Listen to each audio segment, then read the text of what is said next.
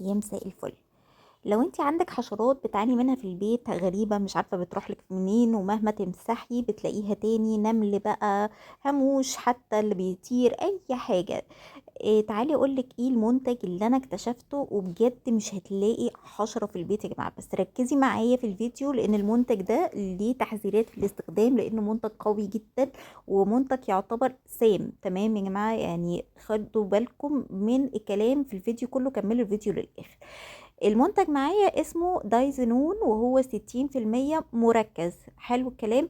مكتوب هنا انه مبيد حشري للاستخدام البيطري، مكتوب انه مادة سامة ويحفظ بعيدا عن الاطفال والعقار، مضاد يعني مسمم او متسمم. طيب هل طب انتي بتجابلنا الحاجات دي يا جماعة؟ المنتج ده بجد هيقتل حشرات غريبة، يعني حشرات مستخبية ورا الدولاب، من يعني حشرات حتى بتدخلك هيمنع انها تدخلك. فبجد تعالي شوفي احنا هنعمل بيه ايه دلوقتي. انا هخففه مقدار غطا لنص جردل المية كده. تمام، مش عايزين اكتر من كده، هو سعره قليل. وهقولك هتجيبيه منين وتشتريه منين. وهتبتدي تمسحي البيت زيه زي كأنك بتمسحي بالديتول بالظبط. طيب وانتي بتمسحي نحط فيس ماسك على وشنا، لانه ريحته قوية، خصوصا لو انتي عندك حساسية في الصدر او عندك جيوب انفية، الروائح القوية بتأثر فيكي. فحطي فيس ماسك على على وشك، على اساس ان هو الريحة بتاعته ما تأثرش فيكي. وهتبتدي تمسحي البيت كله بقى، اللي تشيلي الكراسي وتمسحي، اعتبريها كده. يعني عارفين الألمانية لإبادة الحشرات؟ هو ده الألمانية لإبادة الحشرات اللي انت هتعمليه في البيت عندك بتكلفة أقل. تمام. وهتبتدي ان انت تمليه سبراي ميه وتخففيها وترشي بقى على مجاري الشبابيك، على الابواب، على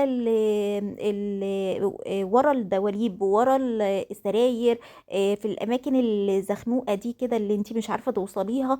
بالسبراي كده ورشي، هتلاقوا يا جماعه كل حاجه، كل الحشرات ماتت. طيب ايه تحذيرات بقى؟ ما ينفعش يبقى في اطفال موجودين، خصوصا لو صغيرين وبيحبوا. لو الكبار بيقعدوا في اوضتهم يلبسوا فيس ماسك وما يمسكوش، ما طبعا يعني ما ياخدوش حاجه من الارض، يغسلوا ايديهم كويس. ان انت تغسلي ايديكي كويس بعد ما تستخدميه، دي حاجه مهمه جدا، تشطفي ايدك منه. ويفضل ان انت قبل السفر بتقفلي البيت وتبتدي الناس تنزل بقى، يعني هتسافروا خلاص، تمسحي كل ده وترشي كل حاجاتك وتقفلي البيت بقى، مش هترجعي تلاقي حاجه خالص. ميه الجردل بعد ما تخلصيها ارميها في البلاعات، هتلاقي الدنيا قفلت، مفيش استحاله حاجه تطلع لك من البلاعات والبيت مقفول وانتي مسافره. بس ده كانت التحذيرات بتاعته، لازم تخلي بالك منها جدا، خصوصا كمان لو في حيوانات أليفة يا جماعة. الحيوانات تحبسيها في أوضة وتخلصي بقية البيت لغاية ما الأرض تنشف، وتخرجيها وتكملي الأوضة دي تاني يوم.